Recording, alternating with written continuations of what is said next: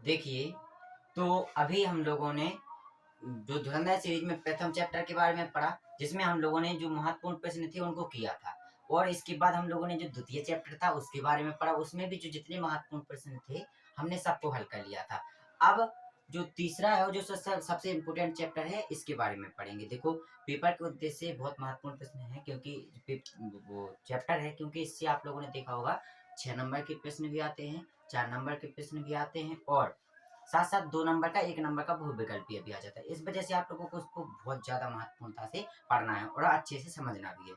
तो इसमें हम लोग पहले कॉन्सेप्ट समझेंगे, इसके बाद क्वेश्चन की ओर बढ़ेंगे, ठीक है। तो पहला कॉन्सेप्ट बताएं हम आप लोगों को साथियों, इससे बहुत ज्यादा पेपर में बहुविकल्पीय आते हैं, कभी कभी पूछा जाता है कि बताइए इन समीकरण के जो हल होंगे वो कितने होंगे, या ये समीकरण संगत हैं या असंगत हैं, वगैरह वगैरह क्वेश्चन। तो उनमें से हम आप लोगों को पहले कॉन्सेप्ट बताएं, ठीक है। पहला कॉन्सेप्ट है साथियों, A1/A2 बराबर नहीं है B1/B2 के। इस कॉन्सेप्ट को समझ लीजिए कि A1/A2 बराबर नहीं है B1/B2 के, तो क्या स्थिति रहेगी। इस स्थिति में जो रेखाएं होती है वो प्रतिच्छेदी होती हैं। रेखाएं कैसी होती है साथियों? प्रतिच्छेदी होती है। तो यहाँ पर लिख सकते हैं जो रेखाएं वो कैसी हैं साथियों? प्रतिच्छेदी हैं। कैसी हैं? प्रतिच्छेदी हैं। प्रतिच्छेदी रेखाएं हैं कि नहीं? हैं कि नहीं भाई, बताइए आप लोग। प्रतिच्छेदी रेखाएं हैं। साथ साथ प्रतिच्छेदी रेखाएं कैसी होती हैं? प्रतिच्छेदी रेखाएं कैसी होती हैं? प्रतिच्छेदी रेखाएं होती हैं ऐसी। प्रतिच्छेदी रेखाएं ऐसी होती हैं ना। अर्थात इसका मतलब क्या है? इसका मतलब यह है कि कितने बिंदुओं पर टच करती हैं? एक बिंदुओं पर टच करती हैं। कितने बिंदुओं पर टच करती हैं? एक बिंदुओं पर टच करती हैं। तो कितने बिंदु, इसके हल भी कितने होंगे साथियों? एक हल। अगर दो रेखाएं किसी एक बिंदु पर टच कर रही हैं तो हल कितना होगा? कितना होगा साथियों हल? एक हल होगा। और अगर दो बिंदुओं पर टच करते तो दो हल होते, सिंपल बात है। लेकिन अब इनमें जो वो समीकरण है वो संगत होंगे या असंगत? तो आप लोगों को हम बता दें, अगर किन्हीं भी समीकरण के अगर हल एक है या एक से अधिक है तो वो संगत में आएगा। किस में आएगा साथियों? संगत में आएगा। लेकिन अगर उसका कोई हल नहीं है तो फिर वो असंगत में आ जाएगा। तो देखिए, इसमें एक हल है ना, हल है, एक हल है, तो इसको क्या कह सकते हैं साथियों? संगत है।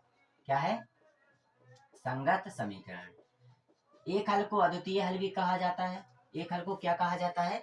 अद्वितीय हल भी कहा जाता है। अब हम लोग दूसरी स्थिति की ओर बढ़ेंगे। इससे आप लोगों को प्रश्न आ सकता है कि बताइए क्या समीकरण संगत है, क्या समीकरण की जो रेखा है वो प्रतिच्छेदी है, क्या समीकरण के हल कौन सा है? तो आप लोग इससे कर सकते हैं ना। अब आगे जो प्रश्न है वो ऐसा है, अब आएगा दूसरा कॉन्सेप्ट, A1/A2 बराबर है B1/B2 के, परंतु बराबर नहीं है C1/C2 के। ऐसा कॉन्सेप्ट आ सकता है कि नहीं आ सकता है? बताइए आप लोग, आ सकता है कि नहीं आ सकता है? तो इस तरीके के कॉन्सेप्ट में आपको ध्यान रखना है कि रेखाएं कैसी होगी साथियों? समांतर होगी। रेखाएं कैसी होंगी? समांतर होंगी। रेखाएं कैसी होंगी साथियों? समांतर होगी। रेखाएं कैसी होंगी?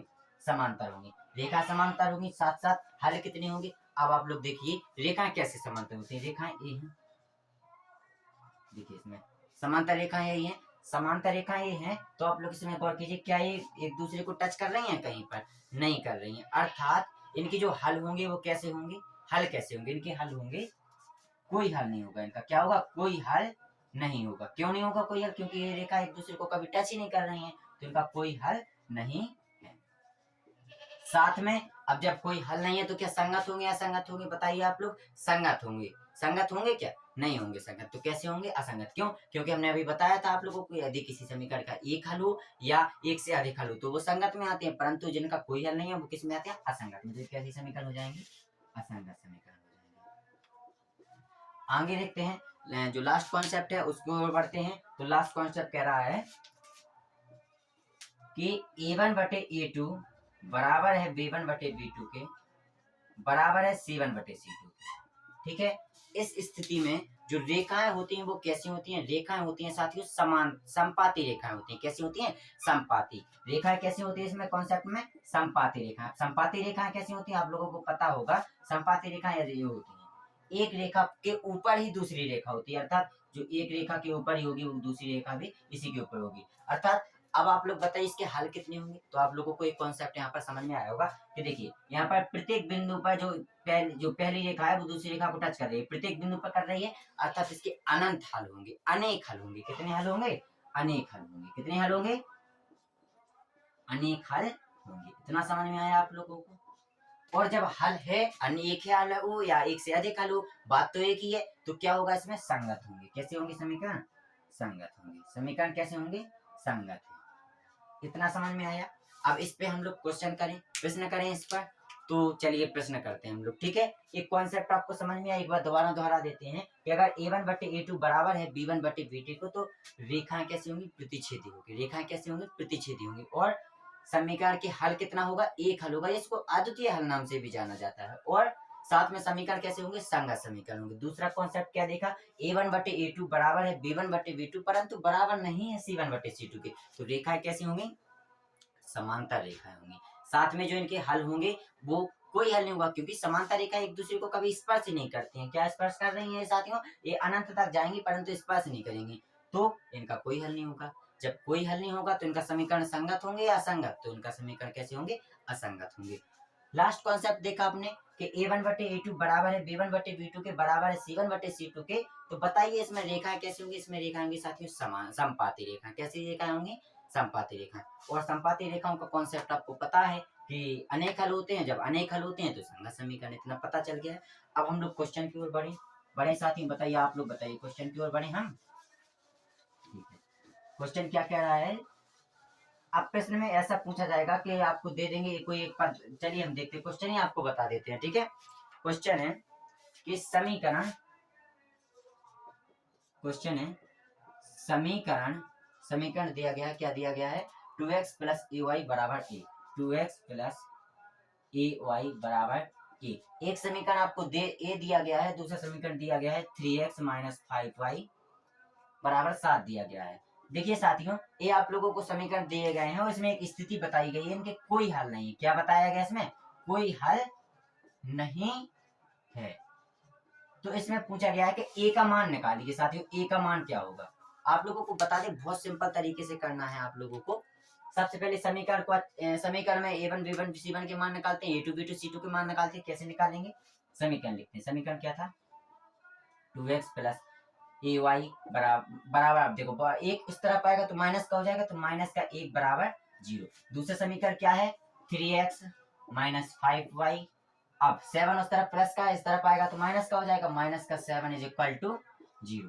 देखिए इसकी तुलना करेंगे a1x से प्लस b1y से प्लस c1 से, ठीक है। इसकी तुलना करेंगे a2x से प्लस b2y से प्लस c2 से तुलना करेंगे, ठीक है।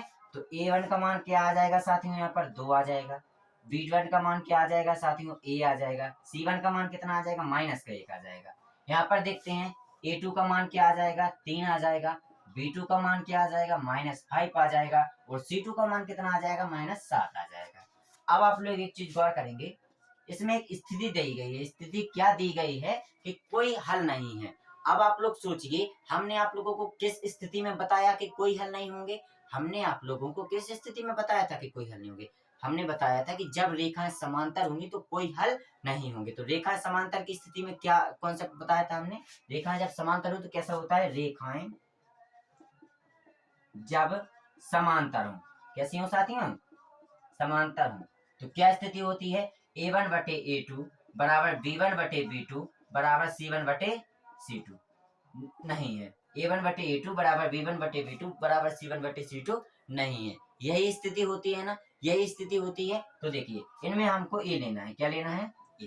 तो क्या है? a1 बटे a2 बराबर b1 बटे b2। इस हिसाब से देखेंगे तो a1 का मान कितना है साथियों? 2 है तो 2 रख देंगे। a2 का मान कितना है? 3 है तो 3 रख देंगे, बराबर b1 का मान कितना है? a है। और b2 का मान कितना है? -5 है। इसको अगर इसको हल करेंगे तो क्रॉस मल्टीप्लाई करेंगे तो क्या आ जाएगा? 3a बराबर क्या आ जाएगा? -10 आ जाएगा कि नहीं आ जाएगा? a बराबर क्या आ जाएगा? -10/3। देखिए ये आप लोगों का आंसर हो गया। इतना समझ में आया? इस प्रकार से प्रश्न बनते हैं। आपको केवल स्थिति बदल देंगे। वो यहाँ पर स्थिति क्या दी गई है? कोई हल नहीं है। कैसे हल है? कोई हल नहीं है। अगली स्थिति क्या हो सकती है? इसके अनेक हल है। तो अनेक हल की स्थिति में क्या लगाएंगे हम लोग? a1 बटे a2 बराबर b1 बटे b2 बराबर c1 बटे c2। इसी स्थिति से करेंगे हल, ठीक है। अब आप लोगों से कहा जाए इसका एक हल है तो कौन सी स्थिति लगेगी? a1 बटे a2 बराबर नहीं है b1 बटे b2 के। आई बात समझ में आप लोगों को? तो आप लोगों ने पहला क्वेश्चन पढ़ लिया है। देखिए बहुत महत्वपूर्ण प्रश्न है, बहुविकल्पीय में बहुत ज्यादा चांसेस हैं इसके के आएंगे। अच्छे से हल कीजिएगा। और अगले प्रश्न की ओर बढ़े हम लोग। ठीक है, तो क्वेश्चन नंबर 2 की ओर बढ़ते हैं। क्वेश्चन नंबर 2 क्या कह रहा है, जो इस क्लास में प्रश्न बताए जाएंगे बहुत ही ज्यादा महत्वपूर्ण रहेंगे, तो आप लोग लगाइएगा, इनको प्रैक्टिस करिएगा। हमने आप लोगों को पहले भी बताया है कि बिना प्रैक्टिस के कुछ नहीं होगा। अगला प्रश्न है कि समीकरण दिया गया है, क्वेश्चन नंबर 2 है, जो क्वेश्चन नंबर 2 है, क्वेश्चन नंबर 2 में क्या कहा गया है कि समीकरण 2x प्लस 3y बराबर 11। ये पहला समीकरण दिया गया है 2x प्लस 3y बराबर क्या, कितना दिया गया है साथियों, 11 दिया गया है। 2x प्लस 3y बराबर कितना दिया गया है, 12 दिया गया है। और दूसरा समीकरण क्या दिया गया है, 2x माइनस 4y बराबर माइनस 24। 2x माइनस 4y बराबर कितना दिया गया है, माइनस 24 दिया गया, माइनस 24 दिया गया है। ठीक है, और इसमें एक समीकरण दिया गया है y बराबर mx प्लस 3। क्या दिया गया है, y बराबर mx प्लस 3। तो आप लोगों को बताना है इसमें m का मान क्या है, इसमें m का मान क्या है। देखिए, आप लोगों ने विलोपन विधि पढ़ी होगी, नहीं पढ़ी होगी तो हमारे साथ समझ लीजिएगा। विलोपन विधि में इसको घटाएंगे इस समीकरण को और एक्स वाई का मान निकालेंगे। एक्स वाई का मान निकाल आएगा, जब एक्स वाई का मान निकाल आएगा तो इस समीकरण में रख देंगे और इस समीकरण में रखने के बाद क्या करेंगे, आप लोग एम का मान निकाल लेंगे। तो हम लोग हल करें, ठीक है, तो इनको विलोपन विधि से हल करेंगे जब, तो क्या हो जाएगा, माइनस माइनस माइनस। ठीक है, तो ये माइनस माइनस प्लस हो जाए। देखो ये 2 प्लस का है, ये 2 माइनस का है, तो कट जाएंगे ना, कट जाएंगे कि नहीं कट जाएंगे। अब 3x एक प्लस का है और माइनस माइनस क्या हो जाएगा, एक प्लस हो जाएगा। तो 3x और 2 3x और 4x सॉरी 3y और 4y कितना हो जाएगा, 7y हो जाएगा। कितना हो जाएगा, 7y हो जाएगा बराबर। यहाँ भी देखिए माइनस माइनस प्लस हो जाएगा और 11 और 24 कितना हो जाएगा साथियों, 35 हो जाएगा। कितना हो जाएगा, 35 हो जाएगा। तो y का मान कितना आ जाएगा साथियों, 35/7 आ जाएगा कि नहीं आ जाएगा। 7 से काट दो, 7 5 जा 35। तो y बराबर कितना आ जाएगा साथियों, 5 आ जाएगा। ठीक है, अब देखिए y का मान समीकरण 1 में रख के, ये समीकरण 1 था, वही समीकरण 2। अब y का मान समीकरण 1 में रख के हम लोग x का मान निकाल लेंगे। तो y बाई x का मान निकल आया। अब हम उनको इस समीकरण में रख देंगे तो अपना आंसर आ जाएगा। तो रखें हम, तो पहला समीकरण क्या था, समीकरण 1 में y बराबर 5 रखने पर x का मान क्या आ जाएगा, 2x प्लस 3y बराबर 11। तो क्या होगा, 2x प्लस 3 गुणे 5 रख देंगे y की जगह, बराबर 11 कर देंगे। तो 2x बराबर क्या आ जाएगा, 11 और 5 3 जा 15 माइनस 15। ठीक है, तो x बराबर क्या आ जाएगा, 11 में से 15 के कितना बचा, माइनस के 4/2। x बराबर कितना आ जाएगा, माइनस के 2। कितना समझ में आया आप लोगों को। y का मान भी निकाल लिया, x का मान भी निकाल लिया कि नहीं निकाल लिया। अब हम लोग देखेंगे इसमें m का मान क्या होगा। क्या देखेंगे इसमें कि m का मान क्या होगा। तो देखिए y बराबर क्या दिया गया था, mx प्लस 3। तो y की जगह कितना रखेंगे, 5 रखेंगे बराबर m गुणे x की जगह कितना रखेंगे, -2 रखेंगे। -2 रख दिया, प्लस 3 बराबर इतना दिया गया है कि नहीं दिया गया है। अब देखिए हल करेंगे इसको, तो 3 इस तरफ आएगा तो क्या हो जाएगा, 5 माइनस 3 बराबर माइनस का 2m हो जाएगा। हो जाएगा कि नहीं हो जाएगा। यहाँ पर क्या आएगा, माइनस का 2m बराबर यहाँ कितना हो जाएगा, 2 हो जाएगा। तो m बराबर क्या हो जाएगा साथियों, 2/-2। काट देंगे इसको तो m बराबर कितना हो जाएगा, -1। यही तो करना था इसको, इसी को तो हल करना था। m का मान ही तो निकालना था। m का मान निकल गया कि नहीं निकल गया। एक बार दोहरा लें इस प्रश्न को। देखिए समीकरण दिए गए होंगे, इसमें दो समीकरण दिए हैं। उसमें पूछा, एक समीकरण और दिया गया है और बोला गया है कि m का मान ज्ञात कीजिए। हमने यहाँ से विलोपन विधि लगाई। कौन सी विधि लगाई साथियों, विलोपन विधि लगाई। विलोपन विधि में हमने घटाया है, घटाने के बाद x का मान तथा y का मान ज्ञात कर लिया है। जब x का मान y का मान हमने ज्ञात कर लिया है तो उसको समीकरण इसमें रख देंगे और m का मान ज्ञात कर लेंगे। आप लोगों को समझ में आया है। अब अगले प्रश्न की ओर बढ़ते हैं। ये भी बहुत महत्वपूर्ण प्रश्न है, आप लोगों को बहुविकल्पी में देख सकता है। ठीक है, आगे बढ़ते हैं, आगे देखते हैं। जो अगला प्रश्न है वो बहुत ही ज्यादा महत्वपूर्ण है। अब कहा गया है, विलोपन विधि समझ गया आप, प्रतिस्थापन विधि पर एक क्वेश्चन है। कौन सी विधि पर है, प्रतिस्थापन विधि पे। क्वेश्चन नंबर 3 है जो, वो प्रतिस्थापन विधि पर है। और क्या कह रहा है क्वेश्चन नंबर 3, देखिए दो संख्याओं का अंतर 26 है। क्या बोला गया है, दो संख्याओं का जो अंतर है, अंतर कितना दिया गया है, 26 दिया गया है। दो संख्याओं का अंतर 26 है। ठीक है, और बोला गया है एक संख्या दूसरी संख्या की 3 गुनी है। ठीक है, एक संख्या दूसरी संख्या की कितनी है साथियों, 3 गुनी है। दूसरी संख्या की 3 गुनी। कितनी साथियों की 3 गुनी है। कितनी है 3 गुनी है। इतना समझ में आया आप लोगों को? इतना समझ में आया सबको कि नहीं? अब इसको हल करते हैं, हल करें इसको। ठीक है, कुछ नहीं करना है, वे वो देखो इनमें मान लेना है। माना कि पहली संख्या x हो गई, पहली संख्या कितनी हो गई x हो गई, ठीक है। और दूसरी संख्या इसी प्रकार मान लेंगे। दूसरी संख्या को क्या मान लिया हमने y मान लिया। दूसरी संख्या को क्या मान लिया y मान लिया, ठीक है। समीकरण बनाएंगे तो देखिए उसमें बोला गया है कि संख्याओं का अंतर 26 है। संख्याओं का अंतर अर्थात होता है x माइनस वाई बराबर कितना दिया गया है 26 दिया। इसको समीकरण नंबर 1 मान लेंगे। प्रश्नानुसार है, कैसा है प्रश्न के अनुसार है, प्रश्नानुसार है, ठीक है, प्रश्नानुसार। इतना समझ में आया आप लोगों को? समीकरण 1 बना लिया। दूसरी स्थिति भी प्रश्नानुसार क्या कह रही है कि एक संख्या दूसरी संख्या की 3 गुनी है। तो जो x है वो दूसरी संख्या y का कितना है 3 गुना है। तो जब ये पहले से 3 गुना है तो इसमें क्या करेंगे 3 का मल्टीप्लाई कर देंगे बराबर करने के लिए।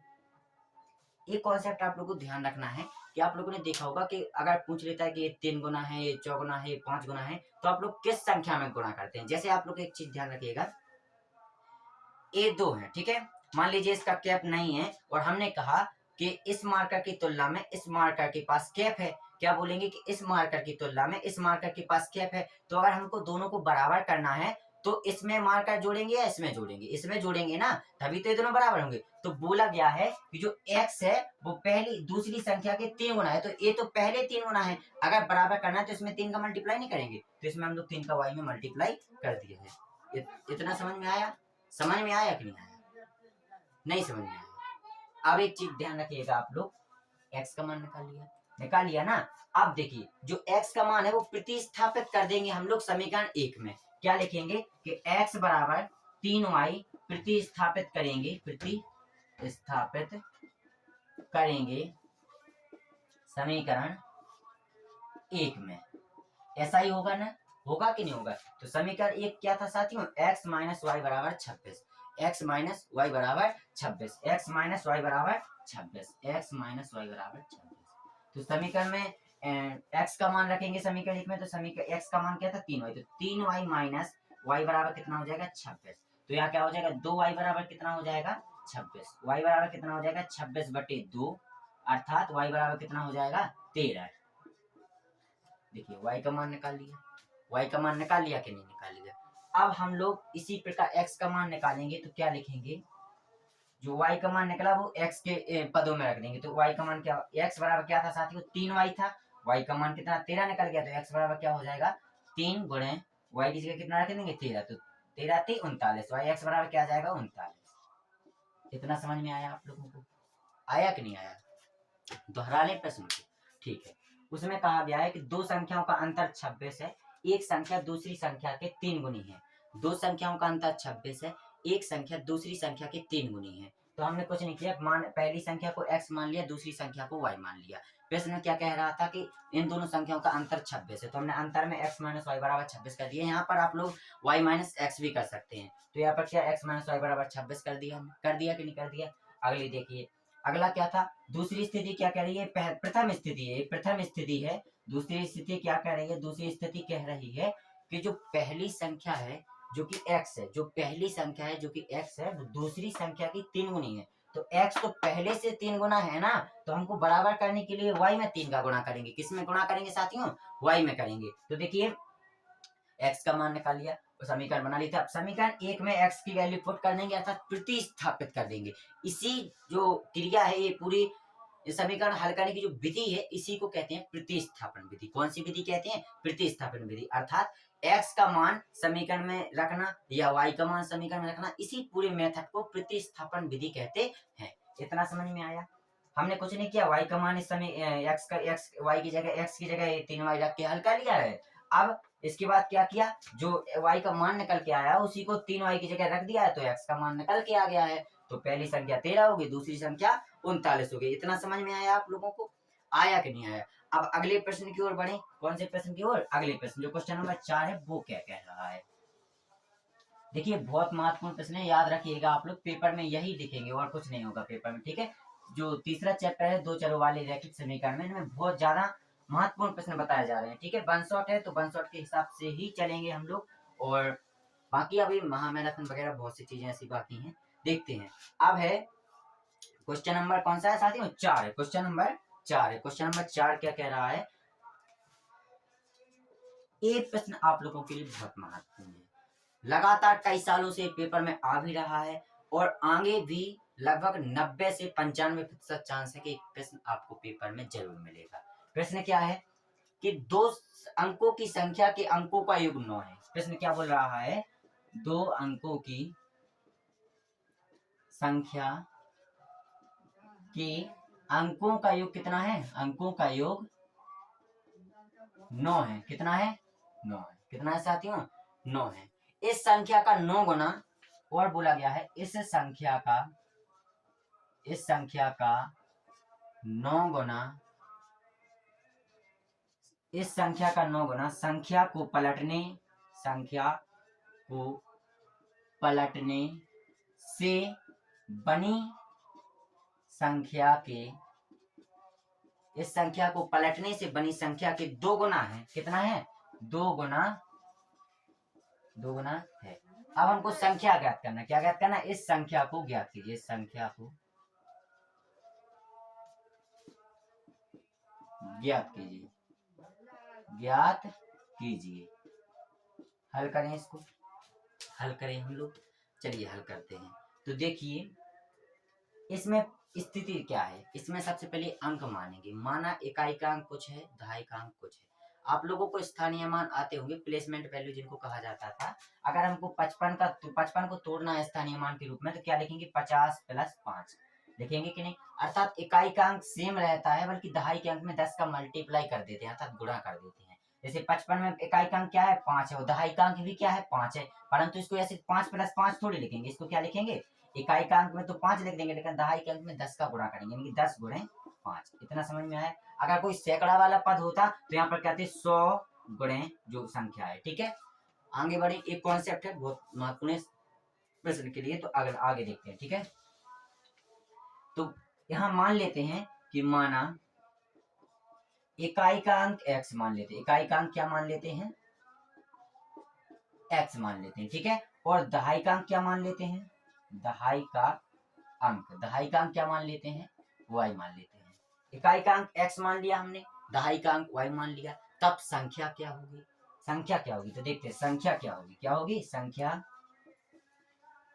बराबर क्या होगा? इकाई का अंक कितना है साथियों? x है, तो x लिख देंगे, प्लस दहाई का अंक क्या बोला गया है? y। तो अब इसको y + x थोड़ी लिखेंगे। ये इकाई का अंक हो गया, ये दहाई का नहीं लिखेंगे। ये हो गया इकाई का अंक, और ये हो गया दहाई का अंक। कौन सा अंक हो गया साथियों? दहाई का अंक। पर एक बात ध्यान रखिएगा आप लोग, दहाई का अंक सिंपल नहीं लिखते, इसमें 10 का गुणा करके लिखते हैं। तो ये क्या लिखेंगे? 10y + x। समझ में आया आप लोगों को? तो संख्या क्या बन गई साथियों? 10y + x बन गई संख्या के नहीं? संख्या क्या बन गई? 10y + x। इतना समझ में आया आप लोगों को? अब देखते हैं। अब स्थिति क्या कह रही है साथियों? स्थिति कह रही है कि दो अंकों की संख्या के अंकों का योग 9 है। अब इन संख्या के अंकों का योग, तो अंक एक अंक है y, एक अंक है x, तो x + y, इनके अंकों का योग कितना दिया गया? 9 दिया गया। तो इसमें क्या लिखेंगे? अंक x है प्लस अंक y है, इन दोनों अंकों का योग कितना है? 9 है। तो इसको समीकरण 1 मान लेंगे। एक प्रश्नानुसार था, प्रश्न के अनुसार था कि इन संख्या के अंकों का योग कितना है? 9 है। प्रश्न के अनुसार कर लिया ना? अब देखते हैं दूसरी स्थिति से समीकरण कैसे बनेगा। वो कह रहे हैं इस संख्या का 9 गुना, तो संख्या क्या थी? 10y + x, तो 10y + x का 9 गुना संख्या के अंकों को पलटने से बनी संख्या। देखो अब इनके अंकों को पलटेंगे तो कैसा होगा? जैसे ये है 10y + के x, इसको पलटेंगे तो ऐसा बनेगा कि x + 10y, ऐसा बनेगा? नहीं बनेगा, ऐसा नहीं बनेगा। क्यों नहीं बनेगा? जब जैसे ये है 53 है, माना 53 कोई संख्या है, इनके अंकों को पलटेंगे तो 35 हो जाएगा। हो जाएगा कि नहीं हो जाएगा? तो 35 को कैसे लिखेंगे? 30 + 5 नहीं लिखेंगे, ऐसे थोड़ी लिखेंगे। 50 + 3 था, तो इसको 3 + 50 थोड़ी लिखेंगे। इसको क्या लिखेंगे? 30 + 5। आई बात समझ में आप लोगों को? इतना समझ में आया आप लोगों को? तो एक चीज ध्यान रखें, हम मिटा दें इसको, जब अंकों को पलटेंगे तो 10 भी दहाई के साथ ही जुड़ेगा, इकाई के साथ कभी नहीं जुड़ेगा। तो जैसे संख्या क्या थी 10y प्लस एक्स थी, अब संख्या क्या हो गई 10x प्लस वाई। तभी तो ये पलटी संख्या, देखिए एक पलटने में 10y प्लस एक्स थी तो 10x प्लस वाई नहीं होगी पलटने पर। ठीक है, समझ में आया कॉन्सेप्ट। अब देखिए, अब वो कह रहे हैं कि इस संख्या का 9 गुना, तो ये तो इस संख्या का 9 गुना, इसमें 9 का गुणा कर दीजिए। इस संख्या का 9 गुना जो अंकों को पलटने से बनी संख्या के 2 गुना है, यानी कि इसमें 2 का गुणा करेंगे। करेंगे कि नहीं करेंगे?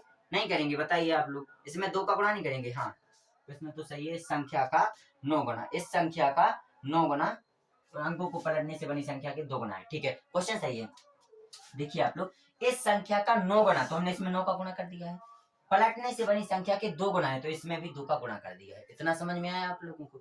अब इसको हल करें तो क्या हो जाएगा, यहाँ पर 90y हो जाएगा प्लस की 9x हो जाएगा, और क्या हो जाएगा यहाँ पर 20x हो जाएगा प्लस की y हो जाएगा। इतना हो जाएगा कि नहीं हो जाएगा? अब इसको हल करेंगे तो क्या हो जाएगा 90y माइनस की, यहाँ 2y हो जाएगा, 90y माइनस के 2y हो जाएगा बराबर 20x माइनस के कितना हो जाएगा 9x हो जाएगा। यहाँ कितना हो जाएगा 88y बराबर कितना हो जाएगा साथियों, यहाँ पर 11x हो जाएगा। तो x बराबर क्या हो जाएगा 88y बटे 11, 11 से काट देंगे तो x का मान क्या आ जाएगा 8y आ जाएगा। आ जाएगा कि नहीं आ जाएगा? x का मान निकाल लिया 8y। अब इसको प्रतिस्थापित कर देंगे समीकरण 1 में। समीकरण 1 a है ना, तो इसमें समीकरण 1 में प्रतिस्थापित कर देंगे। तो करें प्रतिस्थापित तो क्या लिखेंगे, x का मान समीकरण 1 में रखने पर एक क्या था समीकरण x प्लस वाई बराबर 9, और x का मान क्या था 8y। तो 8y रख देंगे x की जगह, प्लस y बराबर 9 हो जाएगा। तो y बराबर 8y और 1y 9y हो जाएगा, बराबर 9 हो जाएगा। तो y बराबर कितना आ जाएगा 9 बटे 9, अर्थात y बराबर कितना आ जाएगा 1 आ जाएगा। y का मान कितना आ गया 1। अब y का मान x के मान में रख देंगे तो x बराबर क्या था साथियों 8y था। तो x बराबर क्या हो जाएगा 8 गुणे 1, अर्थात x का मान कितना आ जाएगा 8 आ जाएगा। y का मान निकाल लिया, x का मान निकाल लिया। अब देखेंगे संख्या ज्ञात करनी है। देखो यहाँ पर क्या, संख्या के अंक तो निकाल लिए, परंतु संख्या क्या होगी, इस संख्या को ज्ञात की, यानी कि संख्या ज्ञात करनी। क्या ज्ञात करनी है यहाँ पर? संख्या ज्ञात करनी है। तो संख्या क्या थी, संख्या क्या थी, यहाँ संख्या थी, संख्या बराबर क्या थी, संख्या 10y प्लस की x। देखिए संख्या क्या थी 10y प्लस की x, ये संख्या नहीं थी, यही संख्या थी। तो यहाँ पर रखेंगे 10y प्लस की x। ठीक है, y की जगह कितना रखेंगे 1 रखेंगे, 1 प्लस x की जगह कितना रखेंगे 8 रखेंगे, 8 रख दिया। तो क्या हो जाएगा यहाँ 10 एकम 10 प्लस की 8, तो क्या हो जाएगा यहाँ पर 10 प्लस 8 यानी कि 18। इतना समझ में आया आप लोगों को? यही आंसर हो गया। संख्या कितनी आई साथियों 18 आई। संख्या कितनी आई 18 आई। इतना नहीं आया आप लोगों को समझ में? एक बार दोहरा दें। वो कह रहे हैं दो अंकों की संख्या के अंकों का योग 9 है, तो मान लेते हैं अंक मान लेते हैं। इकाई का अंक हमने x मान लिया, दहाई का अंक हमने y मान लिया। इकाई का अंक क्या मान लिया x मान लिया, और दहाई का अंक y मान लिया। अब हमने संख्या बनाई तो दहाई के अंक में 10 का गुणा करेंगे प्लस इकाई का अंक, तो 10y प्लस x हमने संख्या बना ली। पहली स्थिति क्या थी कि उन संख्याओं के अंकों का योग 9 है, तो हमने क्या कर दिया x प्लस y बराबर 9, ये पहली स्थिति से कर दिया। दूसरी स्थिति क्या रही थी कि इस संख्या का 9 गुना, इस संख्या का 9 गुना संख्या को पलटने से बनी संख्या के 2 गुना है, तो इस संख्या का 9 गुना हमने 9 का गुणा कर दिया इस संख्या में। पलटने से बनी संख्या, पलटती संख्या तो 10x प्लस y हो गई, इस संख्या का 2 गुना है तो इसमें हमने 2 का गुणा कर दिया। इसी को हल किया तो हमने x का मान 8y निकाल लिया, और इसी इस x का 8y मान समीकरण 1 में रख दिया तो y का मान निकल आया, फिर x का मान निकल आया, y का मान 1 आ गया, x का मान 8 आ गया। ठीक है, हमने संख्या में रख दिया तो संख्या 18 निकल के आ गई। इस प्रकार के प्रश्न बहुत ही ज्यादा महत्वपूर्ण है आप लोगों के पेपर के लिए। कई बार आया है, आप लोग देख सकते हैं PYQ है ये भी, ये 2024 और 2023 में आया है। कब आया है साथियों 2024 और 2023 में आया है, और ज्यादातर चांस है कि अब 2026 में भी आए। कब आए 2026 में, स्टार लगा लीजिए, 2026 में भी ये प्रश्न आएगा, आप लोग देख लीजिएगा। आगे बढ़े, अगले प्रश्न की ओर बढ़े। ठीक है, अगले प्रश्न की ओर बढ़ते हैं। क्वेश्चन नंबर जो 5 है उसकी ओर बढ़ते हैं। ठीक है, क्वेश्चन नंबर 5 क्या कह रहा है देखते हैं। क्या देखेंगे, क्वेश्चन नंबर 5 देखेंगे। ध्यान रखिएगा इस प्रश्न को, आप लोग अभ्यास जरूर करिएगा एक बार। अभी हम एक प्रकार का और प्रश्न बताएंगे इसी के आधार पर, ऐसे ही बताएंगे तो आप लोगों को अच्छे से समझ में आ जाएगा। ठीक है, केवल स्थितियां अंक बदलते हैं परंतु हल करने का जो तरीका है वो यही रहता है। स्थितियां अंक बदलने से थोड़ी तरीका बदल जाएगा। ठीक है, अगला प्रश्न देखते हैं हम लोग। अब वो कह रहे हैं दो व्यक्तियों की आय का सॉरी एक बार पहले आप लोग इसी के आधार पे एक क्वेश्चन बता देते हैं हम। दो अंकों से बनी संख्या एवं उसके अंकों को पलटने पर बनी संख्या का योग 66 है। वो कह रहे हैं क्वेश्चन नंबर 5, दो अंकों से बनी संख्या और या फिर बा संख्या को पलटने से बनी संख्या का योग 66 है। कितना है साथियों? 66 है। कितना है? 66 है। यदि संख्या के अंकों का अंतर 2 है, 66 है। दूसरी स्थिति कह रहे हैं यदि संख्या के अंकों का योग 2 है, अंकों का योग 2 है। यदि संख्या के अंकों का योग कितना है साथियों? 2 हो तो संख्या ज्ञात कीजिए। तो संख्या में ज्ञात करनी है, संख्या ज्ञात करनी है। संख्या क्या होगी? ठीक है, क्या ज्ञात करना है? संख्या ज्ञात करना। देखिए ये 2024 में भी आया है, 2023 में भी आया, 2020 में भी आया, 2019 में भी आया। तो बहुत महत्वपूर्ण प्रश्न है, इसको हल करते हैं हम लोग। ठीक है, सेम भी करेंगे इसमें कि माना कि इकाई का अंक x मान लेंगे, दहाई का अंक y मान लेंगे, संख्या 10 है, 10y प्लस x मान लेंगे। तो इतना तो आप लोगों को हमने पहले प्रश्न में बता दिया है। तो ऐसा ही करेंगे, माना इकाई का अंक क्या मान लेंगे साथियों? x मान लेंगे, और दहाई अंक क्या मान लेंगे? y मान लेंगे। ठीक है, संख्या क्या बन जाएगी तब? संख्या बन जाएगी साथियों 10y प्लस की x। संख्या यही बन जाएगी, संख्या यही बनेगी। अब हम लोग कैसे हल करेंगे? वो कह रहे हैं कि दो अंकों से बनी संख्या यानी कि 10y प्लस एक्स। दो अंकों से बनी संख्या यानी कि 10y प्लस एक्स, संख्या को पलटने से बनी संख्या। संख्या को पलटेंगे तो क्या हो जाएगा? 10x plus Y. दो अंकों से बनी संख्या और उनके अंकों को पलटने से बनी संख्या का योग कितना है? 66 है। यानी कि इन दोनों संख्याओं का योग कितना है? 66 है। कितना दिया गया है? 66 दिया गया है। दिया गया है कि नहीं? इसके पहले एक और है कि यदि संख्या के अंकों का योग 2 है, संख्या के अंकों का योग कितना है? 2 है। यहाँ पर यानी कि x प्लस वाई बराबर कितना दिया गया है? 2 दिया गया। दिया गया है कि नहीं दिया गया है? x प्लस वाई बराबर कितना दिया गया है? 2 दिया गया है। तो संख्या ज्ञात करनी है, सिंपल मेथड है, कोई इसमें कुछ प्रॉब्लम नहीं है। क्या करेंगे? इसको हल करेंगे जब, तो क्या हो जाएगा? इन सबको ऐड कर देंगे। पहले एक समीकरण यहाँ से बना लेंगे, समीकरण 1 तो यहाँ से प्राप्त हो गया है। समीकरण 2 बनाएंगे तो 10y में y जोड़ेगा कितना हो जाएगा? 11y प्लस 10x में x जुड़ेगा तो 10x हो जाएगा, सॉरी 11x हो जाएगा, बराबर 66। 11 कॉमन ले लेंगे तो x प्लस वाई अंदर बचेगा, बराबर 66। तो x प्लस वाई का मान कितना आ जाएगा? 66/11। तो x प्लस वाई का मान कितना आ जाएगा? 6 आ जाएगा। कितना आ जाएगा? 6 आ जाएगा। x प्लस वाई का मान 6 आ गया, यहाँ x प्लस वाई का मान 2 आ गया। इतना समझ में आया आप लोगों को? आया समझ में कि नहीं आया? इतना समझ में नहीं आया? एक चीज गलती हो गई, यहाँ पर इन संख्या का अंकों का योग 2 नहीं है, यहाँ पर संख्या के अंकों का अंतर 2 है। सॉरी, यही गलती हो गई। संख्या का अंतर 2 है। क्या है? अंतर 2 है, योग 2 नहीं है। क्या है? का अंतर 2 है। क्या है? अंतर 2 है। तभी मैं देख रहा हूँ कि देखना यहाँ पर x प्लस वाई यहाँ हो गया, x प्लस वाई हो गया, विलोपन विधि से हल करेंगे वो तो कट जाएगा सारा। लेकिन यहाँ पर क्या है? इसका अंतर 2 है। क्या है साथियों? अंतर 2 है। क्या है? अंतर 2 है। इसका अंतर 2 है और x प्लस वाई का मान हमने 6 मान लिया, इसको समीकरण 2 मान लेते हैं। समीकरण 1 व 2 को विलोपन विधि से हल करेंगे। समीकरण 1 व 2 को विलोपन विधि से हल करेंगे तो क्या हो जाएगा? समीकरण 1 हो गया x माइनस वाई बराबर 2, समीकरण 2 हो गया x प्लस वाई बराबर 6। हल करेंगे तो y से y कट जाएगा, 2x बराबर कितना आ जाएगा? 8 आ जाएगा। x बराबर कितना आ जाएगा? 4 आ जाएगा। आ जाएगा कि नहीं आ जाएगा? आ जाएगा। x का मान कितना आ गया साथियों? 4 आ गया। x का मान समीकरण 1 में रख देंगे, यानी कि x माइनस वाई बराबर 2, तो 4 माइनस वाई बराबर 2, तो 4 2 इस तरफ आ जाएगा तो माइनस के 2 बराबर y, तो कितना y बराबर कितना आ जाएगा? 2 आ जाएगा। यानी कि x बराबर 4 आ गया, y बराबर 2 आ गया। x बराबर 4 आ गया, y बराबर 2 आ गया। इतना समझ में आया आप लोगों को? x का मान 4 निकाल लिया, y का मान 2 निकाल लिया। अब संख्या क्या थी साथियों? संख्या क्या थी? संख्या लिख लेते हैं।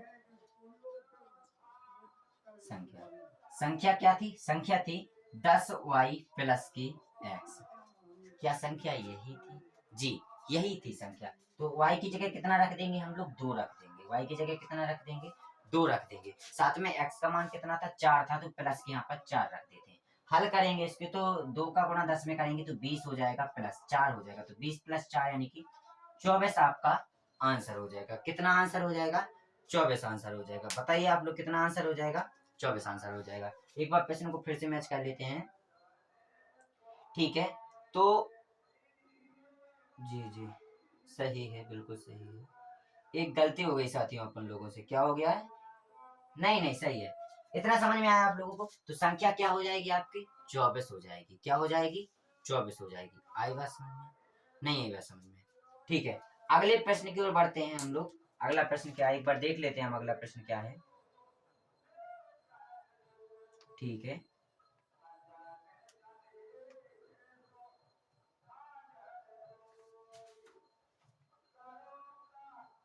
संख्या 10y प्लस एक्स थी।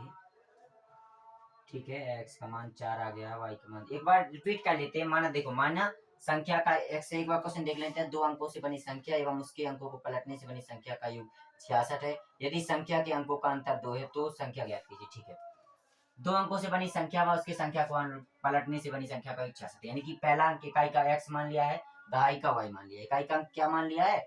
x मान लिया है, और दहाई का अंक क्या मान लिया है? दहाई का क्या मान लिया है? y मान लिया है। तो अब इसको संख्या बनाएंगे तो क्या बनेगी? 10y प्लस के x। क्या संख्या यही बनेगी? जी यही बनेगी। अब जो पहली स्थिति कह रही है, यदि संख्या के अंकों का अंतर 2 है यानी कि x माइनस वाई बराबर 2, ये समीकरण 1 दे दिया गया है। फिर दूसरी स्थिति में कह रहे हैं कि संख्या जो मूल संख्या है इसको तथा संख्या को पलटने से बनी संख्या का योग 66 है। मूल संख्या क्या थी? 10y प्लस एक्स, और पलटने से बनी संख्या क्या थी? 10x plus Y. इनका योग कितना है? 66 है। इनका योग कितना है? 66 है। इसको हल करेंगे तो 10y में एक y जुड़ेगा तो 11y हो जाएगा x, और 10x में एक x जुड़ेगा तो 11x हो जाएगा बराबर 66। इसको हल करेंगे, 11 को कॉमन ले लेंगे तो x प्लस वाई बराबर कितना आ जाएगा? 66 आ जाएगा। अब x प्लस वाई का मान कितना आ जाएगा? 66 बटे 11। कितना आ जाएगा साथियों? 66 बटे 11। तो x प्लस वाई का मान 6 आ जाएगा। आ जाएगा कि नहीं आ जाएगा? x प्लस वाई का मान 6 आ जाएगा। ठीक है, यहाँ पर x माइनस वाई बराबर 2 दिया गया था, ये समीकरण 1 था अपना, और x प्लस वाई बराबर 6 निकालिए, ये समीकरण 2 था अपना। इसको हम लोगों ने विलोपन विधि से हल कर लिया है। तो y से y कट जाएगा तो x और x 2x बराबर 8 हो जाएगा। तो x बराबर कितना आ गया साथियों? 4 आ गया। x बराबर क्या आ गया? 4 आ गया। और जो 4 है वो समीकरण 1 में रख देंगे। समीकरण 1 था, 4 में समीकरण 1 का मान रख देंगे तो 4 माइनस y बराबर कितना था? 2। तो 4 माइनस 2 बराबर y हो जाएगा, यानी कि y का मान कितना आ गया? 2 आ गया। y का मान कितना आ गया? 2 आ गया। समीकरण उसमें रख देंगे। संख्या क्या थी? 10y प्लस एक्स, इसमें x का y का मान रख देंगे तो संख्या कितनी आ जाएगी साथियों? 24 आ जाएगी। संख्या कितनी आ जाएगी? 24 आ जाएगी। यही आंसर है, यही आंसर। देखो, 2 प्रकार के प्रश्न किए, सेम ऐसे ही प्रश्न आपको बोर्ड पेपर के प्रश्न पत्र में मिलेंगे। आगे प्रश्न की ओर बढ़ते हैं। आगे के प्रश्न की ओर बढ़े तो मिटा दें, हम इसको मिटा दें। ठीक है, क्वेश्चन नंबर 6 की ओर बढ़ते हैं। क्वेश्चन नंबर 6 क्या क्या रहा है देखिए।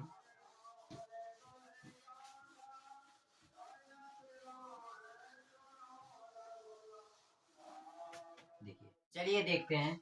तो इस प्रकार के प्रश्न जैसे अगर आ जाएंगे तो इनको कैसे हल करेंगे? कुछ भी नहीं करना है इनमें। भिन्न, अगर भिन्न टाइप के दिए रहेंगे तो आपको अंश को मानना है x, या हर को x मान लीजिए, या अंश को y या हर को y मान लीजिए। ठीक है, तो सिंपल फॉर्म इसको हल करते हैं। माना कि अंश बराबर क्या मान लेते हैं साथियों?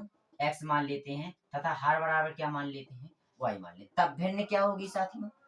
भिन्न क्या होगी? भिन्न होगी x अपॉन वाई। क्या होगी साथियों? अंश बटे हर होती है ना, तो x अपॉन वाई। अब यहाँ पर साथियों देखिए, 2 स्थिति दी गई है आपको, 2 स्थिति दी गई है। पहली स्थिति कह रहे हैं कि अंश में से 1 घटाया जाता है, यानी कि अंश क्या था? x माइनस 1 घटा दिया। ठीक है, बटे y बराबर कितना था? 1 बटे 3। 3 हो गया ना, 1 बटे 3 कर दिए। ठीक है, दूसरी स्थिति क्या कह रही है? फर्स्ट कंडीशन है। कौन सी कंडीशन है? फर्स्ट कंडीशन है। दूसरी स्थिति क्या कह रही है? सेकंड कंडीशन क्या कह रही है? कि हर में 8 जोड़ दिया जाता है। हर में 8 जोड़ दिया जाता है। हर क्या था? y में 8 जोड़ दिया तो भिन्न क्या हो जाती है? 1 बटे 4 हो जाती है। 1 बटे 4। पहली कंडीशन से आप समीकरण बना सकते हो, दूसरी कंडीशन से समीकरण बना सकते हैं। चलिए बनाते हैं। तो क्या हो जाएगा? क्रॉस गुणा करेंगे तो x minus, sorry, 3x minus 3 बराबर क्या हो जाएगा y। यहाँ पर क्या हो जाएगा, क्रॉस गुणा करेंगे तो 4x बराबर क्या हो जाएगा y प्लस 8। हल करेंगे इसको तो यहाँ समीकरण बन जाएगा 3x माइनस वाई बराबर में 3 हो जाएगा। यहाँ समीकरण बन जाएगा 4x माइनस वाई बराबर में 8 हो जाएगा। इसको समीकरण 1 दे देते हैं, इसको समीकरण 2 दे देते हैं। अब इसको सॉल्व करेंगे, यानी कि समीकरण 1 में से 2 को घटा देंगे। क्या लिखेंगे, समीकरण 1 में से 2 को घटा देते हैं।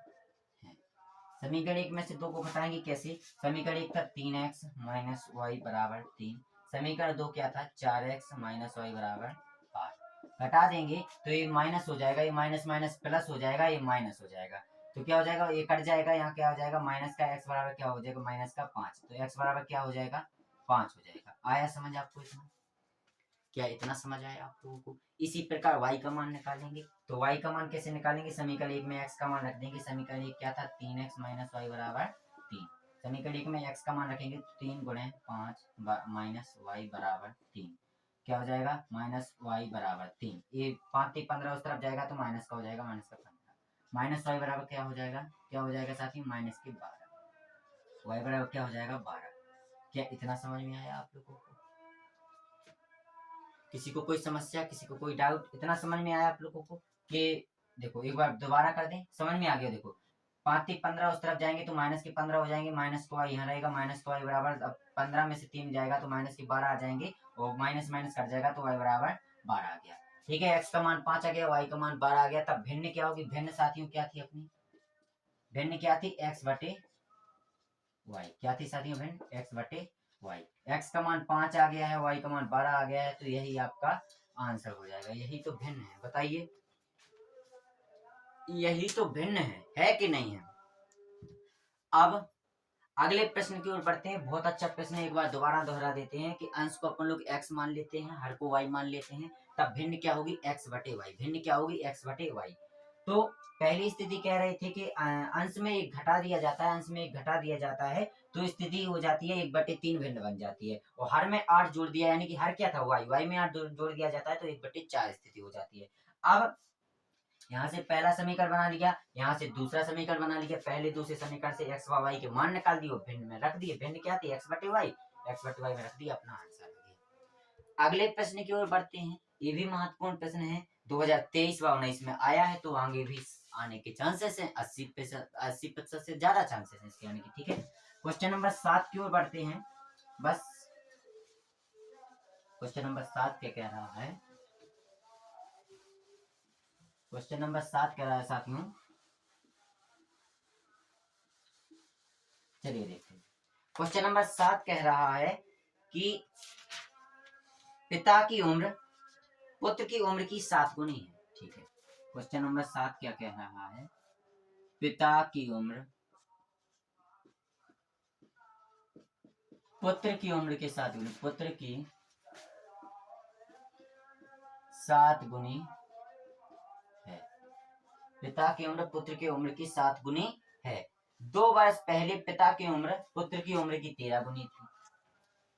2 वर्ष पहले पिता की उम्र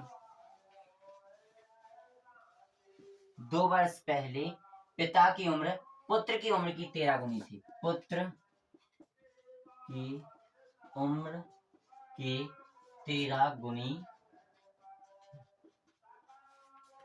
वर्तमान उम्र क्या है, दोनों की पिता व पुत्र की वर्तमान उम्र क्या है, दोनों की वर्तमान उम्र को ज्ञात करना। वर्तमान उम्र क्या रहेगी, क्या साथियों वर्तमान उम्र क्या रहेगी। तो देखिए यहाँ पर पहली स्थिति क्या है, पहली स्थिति कह रहे हैं कि पिता की उम्र पुत्र की उम्र की 7 गुनी है, तो पहले मानते हैं इनकी वर्तमान आयु मानते हैं, तो माना पिता की वर्तमान आयु क्या हो जाएगी, पिता की वर्तमान आयु हो जाएगी x और पुत्र की वर्तमान आयु क्या हो जाएगी y। ठीक है, पिता की वर्तमान आयु x हो जाएगी, पुत्र की वर्तमान आयु y हो जाएगी। पहली स्थिति कह रहे थे कि पिता की उम्र पुत्र की उम्र की 7 गुनी, तो पिता की x है जो वो y के साथ गुनी है, तो y के साथ गुनी तो पहले है, तो गुणा किस में करेंगे, y में करेंगे। इतना समझ में आया साथियों? आया कि नहीं आया? यहाँ से समीकरण इसको 1 दे देंगे। अब अगली स्थिति कह रहे हैं 2 वर्ष पहले। कब? 2 वर्ष पहले। कब बोला गया है? 2 वर्ष पहले। तो क्या लिखेंगे? 2 वर्ष पहले। स्थिति क्या बनेगी साथियों कि x माइनस 2 हो जाएगा और यहाँ पर y माइनस 2 हो जाएगा। वो कह रहे हैं कि 2 वर्ष पहले पिता की उम्र पुत्र की उम्र के 13 गुनी थी, तो पिता की उम्र 13 गुनी थी, तो बराबर करने के लिए पुत्र की उम्र में गुणा करेंगे। क्या इतना समझ में आया आप लोगों को? बताइए आप लोग, इतना समझ में आया? अब इसको देखते हैं, हल करेंगे तो x माइनस 2 बराबर हो जाएगा 13y माइनस के 13 दूनी 26। क्या समीकरण बनेगा? x माइनस 13y बराबर क्या बनेगा? माइनस के 26 प्लस के 2। तो क्या हो जाएगा? x माइनस 13y बराबर माइनस के 24। इसको समीकरण 2 दे दो। देखिए समीकरण 1 का मान समीकरण 2 में रख दें। चलिए समीकरण 1 का मान समीकरण 2 में रखते हैं। तो समीकरण 1 था 7y, तो समीकरण 2 में रखेंगे तो 7y माइनस के 13y बराबर कितना हो जाएगा? 24 हो जाएगा, वो भी माइनस का। ठीक है, तो हमने क्या किया, x की जगह पर x का मान 7y रख दिया। 7y में से 13y जाएगा तो कितना बचेगा साथियों? माइनस का 6y बचेगा, बराबर माइनस का 24। माइनस माइनस कट जाएगा तो y बराबर क्या हो जाएगा? 24/6। 6 से काट देंगे तो y बराबर कितना हो जाएगा? 6 चौके 24, 4 आ जाएगा। y का मान कितना आ गया? 4 आ गया। y का मान कितना आ गया? 4 आ गया। देखिए x बराबर क्या था? 7y था। x बराबर क्या था साथियों? 7y था।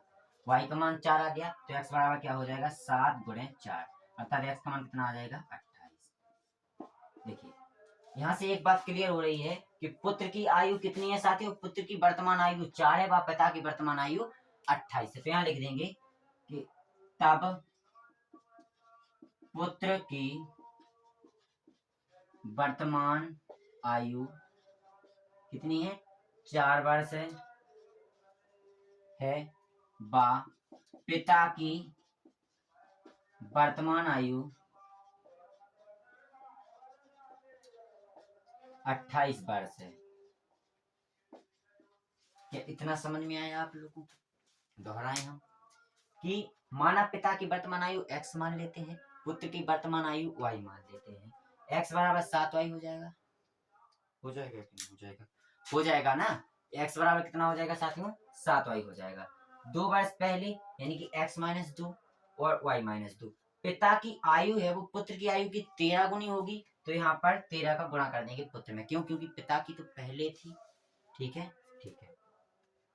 अब यहाँ से एक समीकरण बना लिया, समीकरण 1 बन गया था। समीकरण 1 जो x का मान है वो समीकरण 2 में रख दिया, तो अपने y का मान निकाल लिया। y का मान फिर से समीकरण 1 में रख दिया तो x का मान निकाल लिया। यही हमको प्रूफ करना है, x थी और वर्तमान पुत्र की y थी। ठीक है,